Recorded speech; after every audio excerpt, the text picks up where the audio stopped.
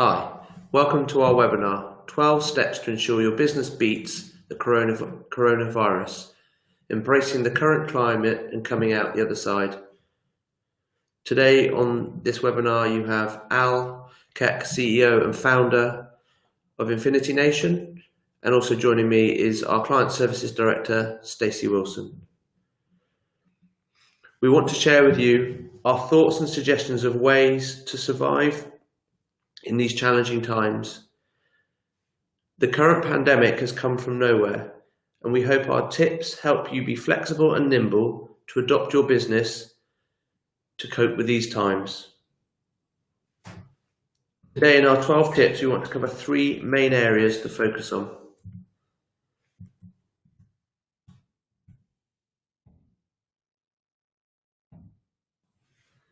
Your business,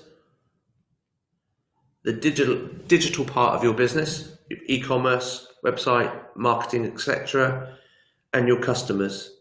And for us, at the heart of all of this is the data that underpins all of those 3 critical areas.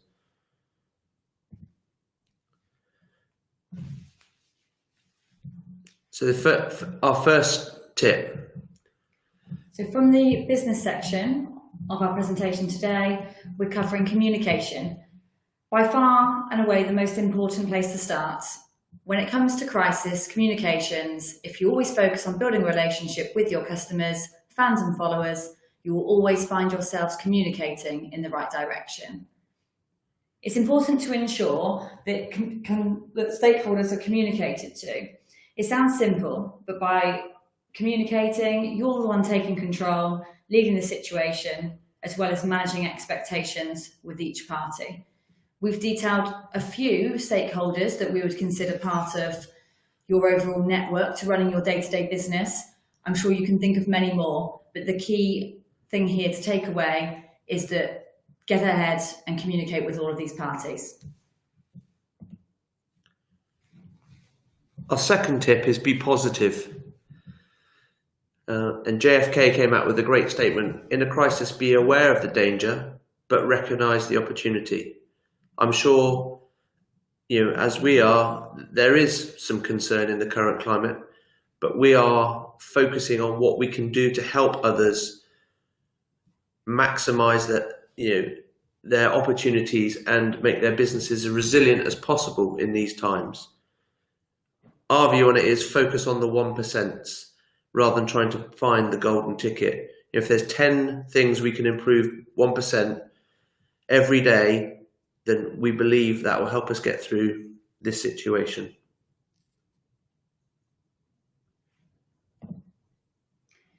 The third tip is change. So I'm sure at the start of your financial year or way before that, when you were planning, you had your plan all laid out. You might have had a 90-day strategy that you started at the beginning of this calendar year. At the start of this week, I know that ourselves in our own business, we just ripped that up and wrote a new one to see us through the next 4 weeks, and then we're going to reevaluate in much smaller chunks. The key things here that putting your head in the sand isn't really going to have any positive impact on your business. You need to get ahead and lead the change. And back to our first point, if you're communicating that positively within your own business, you're able to get under the skin of your customers and understand how they're doing. You can spot those cues out there in the marketplace and understand how you can potentially change your business model or make small tweaks to it, to help yourself thrive in the current climate. Yeah, we've had a good example of that this week where we've been talking to a microbrewery. Historically, their customers have been wholesale and distribution partners. After the government's announcement earlier in the week with the disencouragement of going to pubs, etc., they've had to change. They've had to pivot their business to then think, we've got all of this stock, we've got customers that like our product, how do we get it to them? And thus they've turned on e-commerce and done fantastically well in the last couple of days by pivoting their business and communicating with their customer base to say, this is how you can get our product to come and buy it direct. So then moving on to data, which we really believe is the heart of all of these 3 areas, as we mentioned at the beginning.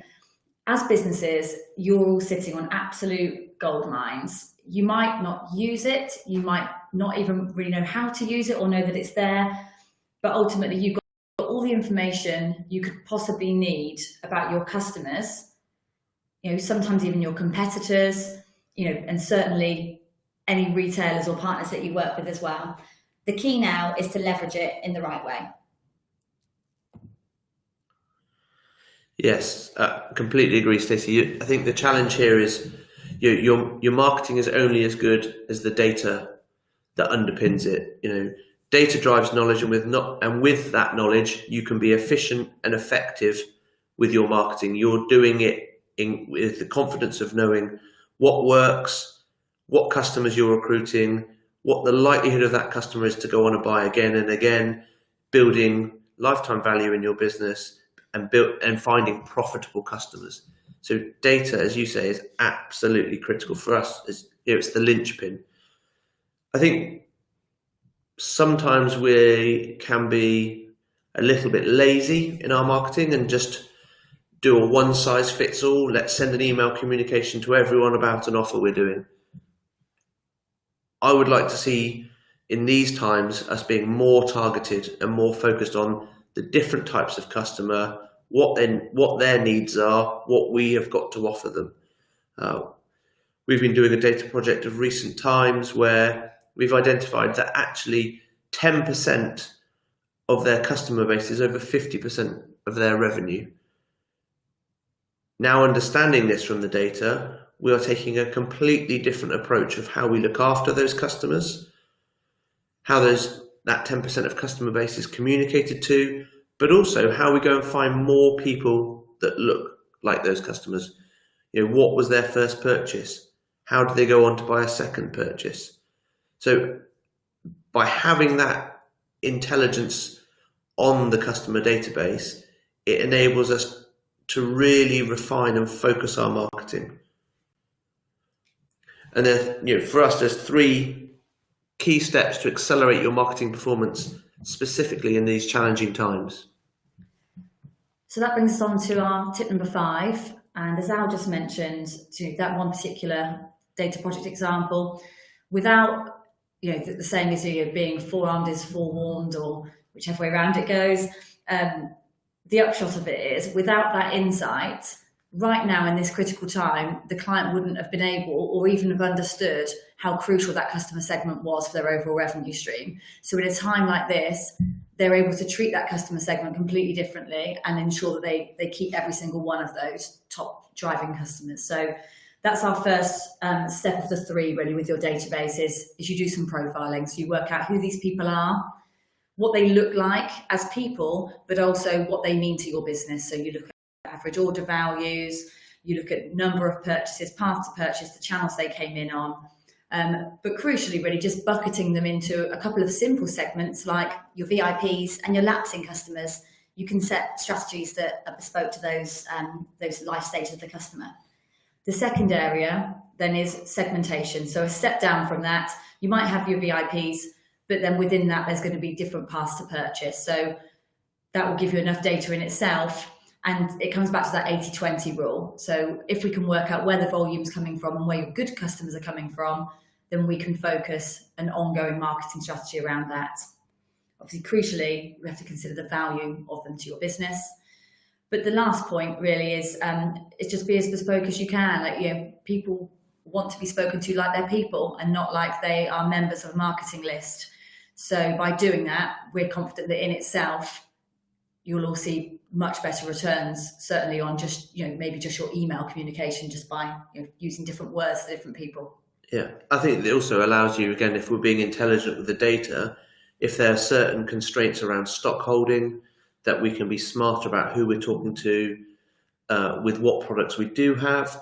And, there's the old adage on the lapsing customers, it's a lot cheaper to keep a customer than it is to go and find a new customer. So let's find the right customers by being smart with our data and understanding, but also let's understand who hasn't bought from us recently. How can we help them in these challenging times? What have we got them that's of interest and of value to them?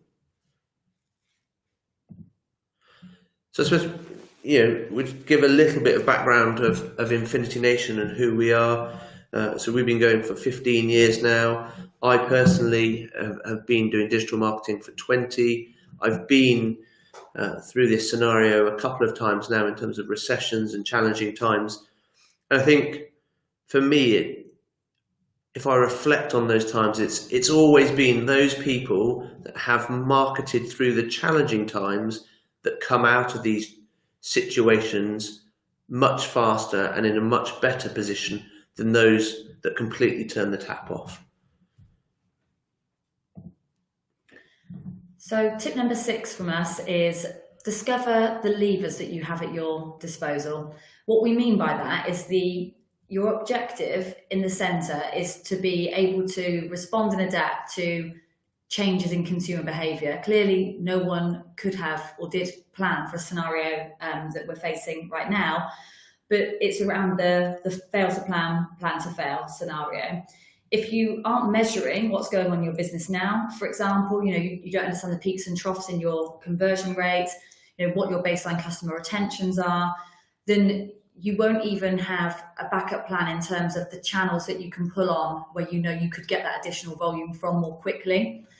And again, this just comes back to data intelligence, looking at the data, being able to measure your marketing efforts, but more importantly, being able to find those customers that look like people that are already valuable to you in your database. So within the center of our sort of 3-point chart here, we've got being agile and being nimble. That's exactly where you want to be right now, is being able to test something, fail fast, absolutely, test something, work out with those reactive channels where things are going, and then always be able to measure it through that data intelligence. Yeah, we've got what we call an ACR model at this end that we would use, and we work with our customers to help them. So it's allowing us to monitor and measure 3 key areas of acquisition, conversion, and retention. And absolutely, Stacey, as you say, it's understanding those channels, how they're performing, and how we react to that. Right now, we might find that certain channels are outperforming others. Have we moved budget accordingly? Are we reacting to where our potential customers or our potential visitors are operating? So we're in the beautiful world of having that data at our disposal. It's just making sure we have the time and the systems to monitor and measure and adapt, and being agile and nimble to react to changes in consumer behaviour and consumer beliefs. Yeah, I think through all of that, you'll understand which channels will help you right now, but also which channels are going to help you when you're in recovery mode. So this will pass. We don't know when, but it will, and we'll get there. And you don't want to be behind the curve at that point. So it's important also to work on the channels that will help you at that point as well. Yeah. So I think tip 7 is understand the demand and react. So we talked about earlier, the microbrewery who've understood that there is still a demand, and with the likes of various wine businesses having to shut the doors because Stacey's put numerous orders in. that there's demand out there for the types of products, and it's difficult to get to the supermarkets at the moment. You can't get online delivery slots if you don't want to get to the supermarket, but you still would like a drink. So there is a demand out there. It's just how you can then help that demand purchase your product. I think the other thing is we're working with a high-end cookware business. It's not an impulse purchase, or it's not a necessity per se, but it is a lovely product. So one of the things we're working with them on is to inspire people, if they are in isolation at the moment, to use this spare time that they have, or additional time that they have, to learn new cooking skills. And so that with that in mind, we're coming up with new recipes, or recipe ideas, or things to try and cook. So it's not just about the selling; it's also about building that brand and building that loyalty. Okay, so tip number 8 is market and sell. So the Walt Disney quote, do what you do so well that they will want to see it again and bring their friends. If you're turning the lights off, no one can see the great things that you're doing, and that cookware client is a great example of that. It's around increasing, don't decrease what you're doing, and we understand that that's hard to hear at the moment, and it's a cost line in lots of people's budgets. But ultimately you can increase, but increase smart. And again, this points back to the data intelligence. If you understand the levers that are at your disposal, if you understand how that data is working in your favor, who your good customers are, which channels do what job for you, which lists you might be able to pull from that audience data, you will be able to increase spend, and you will feel better about it because you aren't taking a gamble with additional budget in, for example, a more upper funnel strategy that you might not have considered before. What we're also able to do through use of data is to really go down to microscopic detail in those channels and reduce wastage. Back to one of the very beginning points, look for those individual 1%. So go to every single channel you do, pull it apart, audit everything, and really understand where you can recoup some costs there and reinvest in the strategies that you know work well for you. One of the other points is focusing on format. How do people want to be communicated to right now? Do people want to consume more video because they've got more time on their hands? Do people have more time to read rich content and really get behind a story of a company? So that's really something to consider now. And then if you're able to, and we appreciate that not every business has the luxury of profit margin to play with on particular line items, but if you're able to give that incentive for someone to come to you right now, or to invite their friend to come to you right now, that's the whole point, is around giving them something so that they want to talk about your brand. Yeah, I think you're right in terms of the reduced wastage, and I think that's part of the whole business. If we know the warehouse are telling us that items are going out of stock, you can turn the paid search off, you can turn the paid social off. So it's working as a combined unit to make sure what we do have to sell, we can sell well. I think it's critical. But I do think, as it said, to go back to the point earlier, is like if we turn the lights off, it's not going to help anyone. So we got some channel-specific tips that we wanted to give you. So we've talked quite generically about an overview of digital marketing and options. So I know Stacey and the team have put together a couple of specific tips by channel that you could take away and try and implement today. Okay, so the first area that we're going to look at, no surprise based on the content of our webinar so far, but analytics is key. So understanding that data, regardless of what platform you're in, most of you are probably using something like Google Analytics. Within there, one of the tips would be make sure you annotate everything that's going on at the moment. You might be thinking that you'll never forget this time, but at some point in the future, someone somewhere will be looking at the data point and trying to work out what that traffic spike or whatever was, or a particular channel that went out. So if you try something new, log it as an annotation. It will help you later when you're pulling annual reports together. I think there's one really good point on there, which maybe I should have covered earlier on, is right now we know that Amazon is focusing on key categories that they're prepared to deliver, and if it's non-essential, then they're not prioritizing that. They're not accepting new deliveries. So in terms of going back to what are opportunities, if you are retailing through Amazon or a percentage of your revenue is coming through Amazon and you fall outside of those essentials, how are you now looking at replenishing that Amazon traffic and revenue that you've been used to seeing? Have you looked at doing seller fulfilled Prime rather than just using Amazon Prime? How are you marketing to the people who have come from Amazon historically? Are you upping your ad spend on Google or other search engines and pulling back on doing it on Amazon? So again, it's understanding those levers that you can push and pull rather than just accepting the norm or accepting what the hand that you've been dealt. How can we pivot? How can we change with that? I think that will come back. Amazon will do, but right now it could be 3 or 4 weeks away. What can you do differently to prop up that hole where Amazon is no longer allowing us, the delivery of your products. Yeah, or if you're a brand that isn't on the Amazon platform anyway, but you know some of your key competitors were for similar product sets, now is your time to push those other channels, because if you're already mature on them, then the competitors are going to be playing catch up. Absolutely. So the second point on analytics, and just a quick tip really, is setting up alerts with whatever data platform you're in to be notified of abnormal traffic patterns. Even some of the enterprise level analytics platforms, they will allow you to set up things in a very similar way to Google Analytics. So you're able to put in some parameters and, for example, if PPC traffic falls below X threshold, then send me an alert, because you don't want to be spending money on particular channels or anything right now if something fishy might be going on behind the scenes.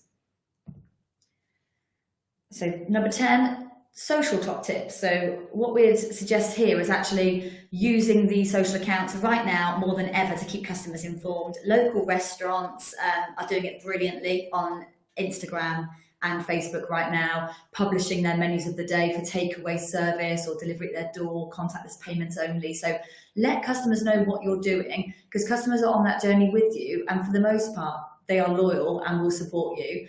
And they're only one click away from sharing that post with their friends. So if you're not even communicating, they're not sharing.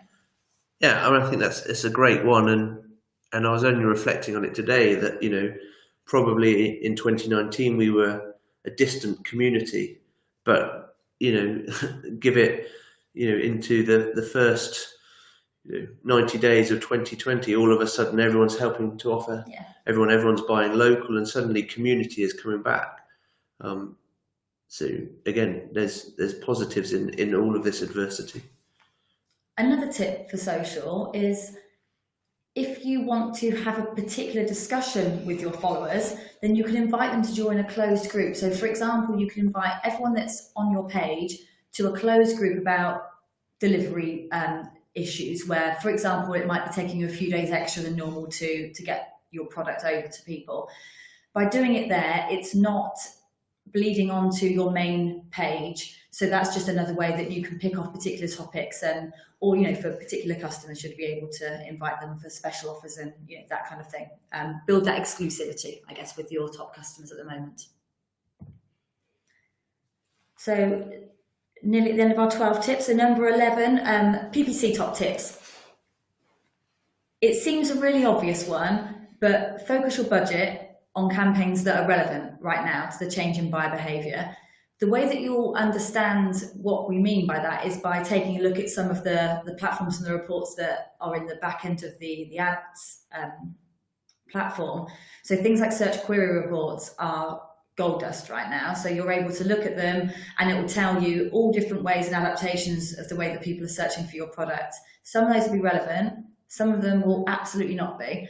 So for example, if you're a travel company, the first thing you wanted to have done in the last week was put coronavirus as a negative term in your paid ads account, because otherwise you are paying for traffic, people coming through on an informational term to source some information about what's going on and how you're dealing maybe with their booking. They could have come through the organic channel and saved you that saved you a fortune. Yeah. So little tricks like that. So just making sure that what's relevant right now, keeping an eye, Google Trends, and this is something that we're going to put in the follow-up pack, is great here, because you can put a key phrase in, you scroll a bit further down that page after it's given you some trending over a given time period that you plug into the tool, and it will give you some rising search terms or breakout terms. And I'll bet that at the moment, a lot of those are very tactical and topical. Yeah, I think the thing there is, don't rest on your laurels. Yeah. Because what was working well even 14 days ago might not work well now. And so again, it's coming back to the data, come back into the tools that can give us intelligence, react, act now, don't wait. And the second point here, look at that ad scheduling strategy that you've got in place. It might have made loads of sense 2 weeks ago. Right now, with your workers maybe not being in the office, if you've got call centres and they're doing things remotely, or you just aren't able to look at demand, so you've stripped back supply a little. If you've got a call us now and a click to call campaign running outside of hours, then again, you're just wasting budget there. So that's something to really go back and have a look at. So the last one is with regards to SEO, looking at some top tips here. They might be quite obvious, but you need to look at the opening times that are on your listings, when you're able to deliver product, and signpost anything that might be awry. So product availability issues on your website, making sure that, you know, you're handling the migration of some of those pages properly. If things are going out of stock, then you might want to put up a message saying when it will be back in stock. Again, communicate with the consumer and just help yourselves out when people search for your products and your brands. And the last tip on SEO is update Google and Bing profiles for your business listing. So again, any changes to address remote working, any stores that may be out of action at the moment, just keep those up to date. It's very quick and easy to do it, within certain platforms that are available. Yeah, I think just on top of that is, at times of urgency and requirement of fast results, SEO can often be sort of the forgotten child. But it's going to be important that you keep putting time and effort into that channel, because when this does pass, that's still going to be a key channel. Well, people will still be using it, but it doesn't help you in the dynamism of being able to change and react quickly, but don't forget about it and don't not put effort into it. I think whilst it's not solely an SEO tip, your point there in terms of having clear messaging in global navigations on the website, that you're open for business, that you've got good stock, there isn't delivery problems, or if there's a slight delay in delivery, then you're better being, it comes back to our point earlier in terms of communication. Let's be clear and upfront with people. It helps people make informed decisions, and it keeps brand loyalty high. Brand loyalty high. I think that's it really. So in terms of that was our 12 tips. We hope they were of use and that you've all taken some things to go and look at or consider in your business. In terms of next steps, we'd love to hear the 5 things that you want to take away from our webinar, how you're going to implement them, or if there's further challenges that we haven't covered in our 12 tips, please feel free to reach out and ask for our help. We are here to help. We're growth partners. We really want to work with businesses and help businesses who are struggling in these challenging times. So we want to hear from you. We will continue to put updates out on our social media. So we'll continue to put suggestions and tips out on LinkedIn, on Facebook. So if you've got questions, do not hesitate to ask. We are here to help. And then point to our clients. I think if you haven't already heard from one of us, then we've probably tried to get hold of you, but certainly we'd love to understand how we can maybe rip up that 90-day plan that we'd set for you and realign it with what's going on with your business. So your account manager's names are on the screen there. Please do get in touch with us because, as Al said, we want to partner with you and help you through this period. If you're joining us on this webinar and you're not a client, as I said earlier, we're here to help. If you've got problems, you've got challenges, feel free to book in with Stacey or myself. You can send us an email, and it'd be a pleasure for us to give you a free consultancy call for about 30 minutes so we can really try and understand your challenges and give you some advice or some tips of things to go and consider or try. So post this webinar, we will send you in an email a follow-up toolkit. So we'll send you the deck so that you can flick through it and look back at the points if you haven't managed to capture all of the suggestions. We'll happily send you a recording of the webinar so you can listen to it again. And we'll also send you some other useful Google Insights that we've got with links and recommendations. Okay, so I think we'll conclude and say thanks very much for your time. Just to reiterate, keep in touch and keep following our communication on our social channels and keep an eye on our blog as well. And we'll hope to hear from lots of you soon. Thank you, everyone. Stay safe.